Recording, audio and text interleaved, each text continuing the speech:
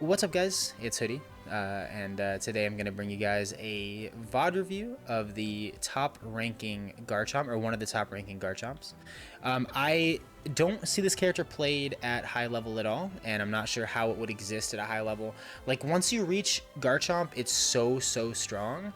But I want to know how they deal with it early game. Like, it's so hard for you to have impact on that first Dreadnought fight, and even the second Dreadnought fight you don't have as much impact on. So I'm really interested to see how they actually play around the fact that you're so weak early game, and what moves they use and stuff like that. Because like a lot of people go Dig and an Earthquake, but it'll just be interesting to see how this goes. I am Hoodie. I am a Masters player with 500 plus games, and I have a positive win rate on Cinderace, on Lucario, on Snorlax, on Wigglytuff, and on Venusaur. So I kind of flex all around, and I played some top level Overwatch as well. I don't have any other MOBA experience outside of that though. But I put a lot of time into this game, and I have done a lot of research and a lot of practice, and obviously played a ton. So hopefully we can help each other get to higher levels. But yeah, so let's jump right into this and see how they play. It seems there's 15 people watching, so I guess a lot of other people are also interested in the Garchomp way of life. So looking at these team comps, it's all Masters players. Is that what I'm looking at? Yeah, all Masters players, which is cool. The last one that I did, the Wigglytuff game, which was unorganized as hell, had a bunch of Ultra players in there as well. So, but we are going to see the Snorlax, Wigglytuff, Gardevoir, Garchomp, Lucario. I think the bottom comp is much stronger. I'm interested to see in what the red team does for their jungle. Are they going to put Cinderace there, or are they going to put Charizard there? It'll be really interesting to see. But in the top lane, I think Gibble may be going to jungle. We may be seeing jungle Garchomp. But nope, looks like we're gonna see. No, we are gonna see jungle Garchomp. Okay, it's gonna be interesting. We'll also see what kind of pathing he uses as well. And it looks like the Charmander is in the jungle for the other team, which is also pretty good. This is gonna be a really strong late game fight. This is actually gonna be really hype late game, because you're gonna have Charizard all boosted up, and then hopefully have Garchomp by then too. So this should be really interesting. I think probably the only way to play Garchomp at a top level is to play him in the jungle, right? Because like, it's so hard to win lane early with him. I really was kind of hoping, again, my last VOD review, I hope that the Wigglytuff was going to actually like initiate onto people with Sing, and so I could see the timings and also use their ult at like timings outside of just this Zapdos fight. And this time I wanted to see how Garchomp plays in lane, but we're not going to get that, although that's probably smart. You don't really want to see Garchomp in lane anyway. And this is a high level game, so these players know what they're doing. But we're going to see the Gibble go up top. I'm not sure if he's trying to score. I don't know what item sets are on these, but it looks like he's going to be here just to help like bully the bees. And the Wigglytuff with a actually super good defense scroll there. That should actually net them a kill here on the Snorlax. And they do get it. And the Gibble is going to go down. He kind of like face into that. But the rest of the people in that lane were actually able to score. I don't know I don't know how much EXP you get for a kill based off of how much you get for scoring. But both of them scoring over just the Gibble dying might be worth it. I'm not exactly sure on that trade, but he was probably going to recall back to get these buffs soon anyway. And he's going to go Dig, right? Is that what I just saw? I think I just saw Dig. So we're going to see Dig, which is the one that I like. I personally go Dig. Yep, yeah, that is definitely Dig. I personally like Dig and Earthquake. That is what I use. I see a lot of people talk about Dragon Rush, but I think that Dig is better. But that's just me. So. And we are going to see level 7 Gabite. Let's see if he can... All 4 of the middle Corvishes are there. So if he grabs all of these, and there's 3 up top right now, he can definitely see that... Oh, well, no. He can't see the Charmeleon anymore. The Charmeleon starting to rotate down for the Dreadnought fight, which these other 2 teams are probably going to do soon. They just saw the timer go up, so now it's usually... Oh, but the Charmeleon comes out of nowhere, and he's a level higher. We'll see who's able to win this. It looks like the Garchomp is going to win this. Oh, but the Snorlax saves his life. That's actually pretty sad. But the Snorlax might go down. And the Snorlax going down here, if there's Peel, is there any Peel from his team? The Snorlax will go down without Peel. And now we have level 8 Gabite for this. I'm not sure what the power creep is, but he is going to recall, which means that his team really needs to stall, and there's still a roll to... Wait, he's going to the jungle? Okay, well, that's... I don't know about that one, Chief. This is a very unorganized Dreadnought fight. Neither team's really committing, so I guess it's fine. If the other team waits, especially when you have, like, Venusaur with Solar Beam, you don't have to be the team that initiates, right? We are going to see, like, a Charizard from the enemy team as well. They're going to finally get that evolution. But the Gabite now coming back in, and the red team never really initiated. And as I was saying, if you have the Venusaur, we're going to see the ult from the Charizard, which is just rough. That's a lot of pressure being put on. But the Lucario gets a pick on the Ivysaur, which is really important. Ivysaur's, as I've now said multiple times, one of the best Pokemon in the game at stealing these really like important mobs like Dreadnought and Zapdos. So, but this looks like a pretty clean team fight now. The Garchomp is getting kind of overpowered. He just earthquaked on that grass, I guess, to check it, to see if there's anybody in there. I don't like that dig. That dig is now going to put him in a really bad spot. Yeah, that's rough. That is actually so rough. But it kind of baited the rest of his team in. The Wigglytuff with a really big ult there. Lucario is going to have to get some big power-up punches off right here. I'm actually going to go see Lucario. Lucario used his ult, was able to kill one, I believe, and then hopefully this Wigglytuff goes down as well. Does not. The Wigglytuff able to get out and go back to heal. Lucario finally starting this Dreadnought. We're almost 5 minutes into the game and Dreadnought's still not down yet. It's kind of crazy, actually. But now we have Garchomp coming in, and this is what I want to see. We do have Ivysaur still up there. Where's the Garchomp? There it is. He's up there fighting bees. Lucario was able to sneak in the Dreadnought. So much poking, and like neither team wanted to commit. I assume that the red team got kind of zoned out by Wigglytuff and Snorlax there, because the issue can be is that since you have... Oh, this is going to be a massive ult too. This is probably going to kill... Oh, well, he did go down to... Oh, the Charizard counter-ulted. Let's get ult by Charizard. He'll get his back. Charizard gets his ult charged so fast. It's actually, like, insane. But he is going to go down right there. As I was trying to say, the action is so fast that it's hard for me to get my full thought process out there sometimes. I'm going to try to get better at that.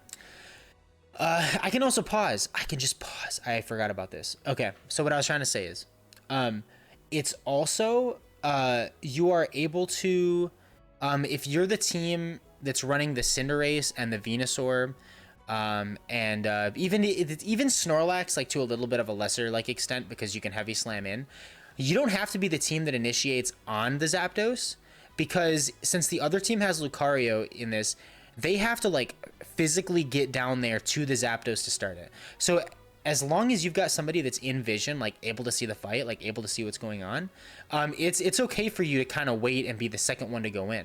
I think what kept happening is they almost got like lulled to sleep, because like there was so much poking at each other, and there was like almost zero interaction with the Dreadnought for like almost 2.5-3 minutes. And so I think they just assumed that they were going to have a team fight beforehand, and the Lucario kind of got to level 9 or level 10. I can't remember what it was. I think it was level 9. But he all of a sudden was able to start like pumping damage into the Dreadnought, and if you give him like 8 seconds of just not paying attention, he can actually take out the full Dreadnought in like 8 to 12 seconds. It's actually not absurd. And so the Venusaur or the Ivysaur now was not in any position to be able to Solar Beam to snipe it. The Cinderace, even though they had their ultimate, was not in a situation where they could ult it. They had backed up like so much just to keep poking at the Snorlax that they weren't in their positions they need to be. I felt like they played even though they lost Dreadnought, they played it right by not being the first to engage. Their team just doesn't do that. But they also, unless the Charizard's there, obviously, but they also like kind of like lost focus, got kind of lulled to sleep. And now because of that, we're seeing a level 11 Garchomp. We're seeing a level 11 Lucario, and their Curlie is about to evolve. And now we're going to see at the bottom, we have the Curlie is still down there fighting the Snorlax for whatever reason. I don't know what the fuck is going on down here, but this Curlie is down here fighting the Snorlax. And then up top, wait, is there two there? And the Lucario. Okay, well, there's two there. That Lucario, or that Curlie is going to die. But up top, we've got 3. And the Garchomp is going up there to try to fight for the Rotom. So we'll see what happens with the Rotom up here. But this Garchomp doing the normal Garchomp thing where he just, you know, walks over and fights the bees. But that Dig is going to be able to take that. They're fighting him under the tower. This tower has not gone yet. Getting this tower earlier in the game is really important so they can't just sit here.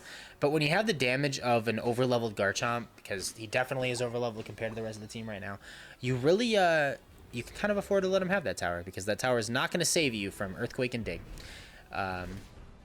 That's a lot of damage. And the Wigglytuff is going to start that initiation, and the Wigglytuff double slap does so much damage. Garchomp deciding to break the tower instead. This is actually taking him like 50 years. That was incredible support from the Wigglytuff. I'm not sure that was the greatest play by the Garchomp to break that tower before getting the Rotom. I know that's always the best scenario, right? Is that the first tower is gone when you get Rotom, because putting that pressure on the second tower is so much more important than putting it on the first. I get that, but I think in that exact situation when they still had people alive, he had a ton of faith in his Wigglytuff for him to be able to do that. But now at the bottom we see them not giving a damn about the Rotom at the top at all, and we're just gonna see a team fight at the bottom for the Dreadnought, for the second Dreadnought. And this time it's a full-blown team fight, right? Like they're just completely going in. There's ults being thrown up by the Venusaur, ults being thrown up by the Garchomp. The Garchomp gets a 2k, the Garchomp gets a 3k maybe right there. And now only the Charizard and the Cinderace are left alive. But the Garchomp did go, sorry, the Gardevoir went down. Yeah, 3k for the Garchomp right there. Just a lot of damage. And as I said, he's gonna be level 14 before the Zapdos fight. And the enemy team, they must have gotten Dreadnought, right? Yeah, they must have gotten Dreadnought. Or they're in the process. No. Yeah, oh, they haven't gotten it. He's level 14 without the second Dreadnought being taken yet. And now the ult from the enemy Wigglytuff just to stay alive. That's so bad. That's so bad. The enemy team has such a high level advantage, and you're now not going to have ult for... yeah, they're still trying to take this, but the Wigglytuff's going to go down. That Wigglytuff kind of inted right there. You can't be using your ult in that situation. You really cannot be ulting just to save yourself. It's almost better to take the timer there. Like, it would have been much better to just not overextend and die, right? But if you are going to overextend and die, at least just take the timer and then use your ult like for this last team fight. Because now look at the points. Even after how much the blue team's dominated, there's still just one fight and the other team can win. So we'll see how... Let's go back to the Garchomp because this is the main focus of this gameplay. And Garchomp is going to kill the first guy, going to kill the Snorlax there. So it's a 5v4. Garchomp hunting down, waiting on a cooldown to be able to kill the Jigglypuff. That's such a massive goal at top. The bottom Wigglytuff's not going to score. Yeah, that bottom Wigglytuff's not going to score. So now they have to kill Zapdos. That Charizard dunk was so big. This Charizard probably has ult, right? I would assume. Yeah, okay. I would also assume Garchomp has ult. Yeah, I was about to say. I also think the Garchomp has ult, which I think the Garchomp wins that. Yeah, if he didn't miss that ability, the Garchomp would have won. He still might. It's so close. Oh, the Wigglytuff tried. But the Wigglytuff is going to kill the... Okay, 3 are dead. I think now's the play for Wigglytuff to just run and score, right? Just go to top, because 3 were dead. Well, now only 2, but... I guess the cooldown was a lot less than I thought. It wasn't the right play to go down there, but let's go down to bot. Lucario trying to... Oh my goodness, that Sing was massive. Only 23 seconds left, and... I missed it, but there must have been some giant engagement at the bottom where blue team scored. They must have scored like 170 or something, because now all the pressure is on the red team. And there's just not enough time left. I genuinely feel like that was played pretty well by both teams. Outside of the Wigglytuff on the red team was kind of inting. But outside of that, it was a really solid game. And again, Garchomp in the jungle is definitely viable. Like, definitely viable. I'm not saying it is the greatest in the jungle. I'm not saying everybody go play it. This is the new meta, but I am saying that, like, it is definitely viable. in the jungle. You get them going, you get them with a level lead. And also, I think a lot of these high-level games are really showcasing what I want people to realize, and it's that you don't have to full commit to Zapdos. If you're losing, pressuring the goals with points is almost more important. And just forcing a team fight that's like in a good position for you, like forcing a team fight where you've got numbers, where you've got ultimates, is more important than the basic concept of just killing Zapdos. So, but yeah, thank you guys for watching. That was some pretty good Garchomp gameplay. I'll try to get some more gameplay of different characters for you as well. But hopefully I will see you guys soon. Thank you for watching. Later, homies.